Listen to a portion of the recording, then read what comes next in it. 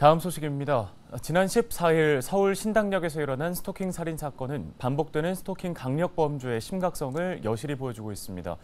이에 국회에서는 현행 스토킹 처벌법을 보완, 강화하는 등 스토킹 범죄 예방을 위한 대책을 강구하고 있는데요. 오늘 이슈앤피플 시간에서는 함철성 변호사와 함께 스토킹 범죄의 심각성과 또 그에 대한 대책을 얘기해 보도록 하겠습니다.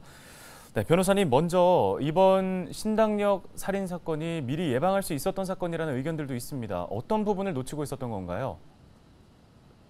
사건의 전말은 다음과 같습니다. 전 씨는 지난 2018년 서울교통공사에 입사한 후 동기인 피해자를 대상으로 스토킹을 시작했고, 특히 지난해 10월 불법 촬영물이 있다고 협박까지 하였습니다. 이에 피해자가 성폭력 범죄 처벌 등에 관한 특례법 위반으로 전 씨를 1차 고소하였습니다. 먼저 가해자의 구속 관련 부분입니다. 1차 고소에서 경찰이 전 씨를 긴급 체포한 후 구속영장을 신청했지만 법원은 전 씨의 주거가 일정하고 증거인멸 및 도주 우려가 없다는 이유로 영장을 기각했습니다. 그 후 전 씨는 계속 합의를 종용하며 또다시 피해자가 원하지 않는 연락을 시도했습니다. 결국 피해자가 참지 못해 경찰에 2차로 고소장을 제출했지만 2차 고소 당시에는 경찰이 아예 구속영장을 신청하지 않았습니다. 다음으로 피해자의 개인정보가 보호되지 않았습니다.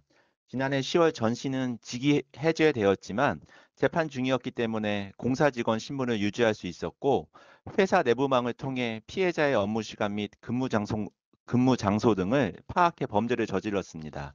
서울교통공사 내부망 접속 권한이 형사처벌을 받고 징계 절차가 개시되어야 박탈되는 까닭에 전 씨의 내부망 접속이 가능했습니다.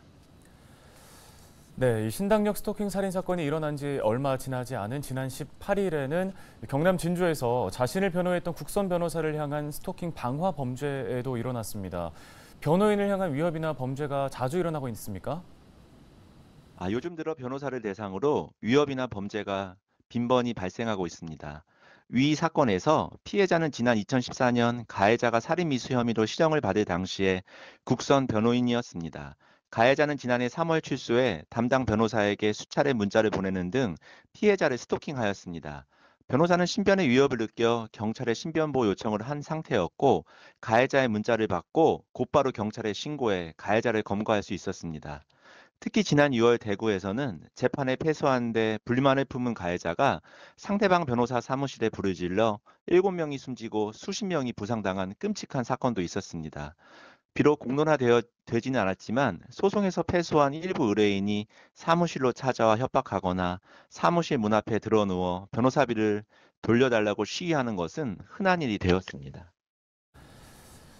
네, 이 스토킹 강력 범죄가 반복되면서 법률을 좀 보완해야 한다는 목소리가 높아지고 있습니다. 국회에서는 어떤 부분들을 준비하고 있습니까?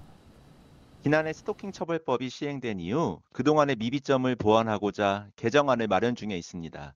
주요 내용은 단순 스토킹 범죄에 대한 반의사 불벌죄 조항을 삭제하고 처벌 대상에 온라인 스토킹 추가, 잠정 조치, 즉 접근 금지, 전기통신 이용 접근 금지 등의 위치 추적 도입, 긴급 응급 조치 위반 시 형사처벌 등을 신설하는 내용입니다. 반의사 불벌죄는 피해자가 처벌을 원하지 않으면 기소할 수 없는 범죄를 의미하는데, 가해자가 합의를 목적으로 피해자에게 다시 접근할 원인을 제공할 수 있다는 점에 기인하였습니다.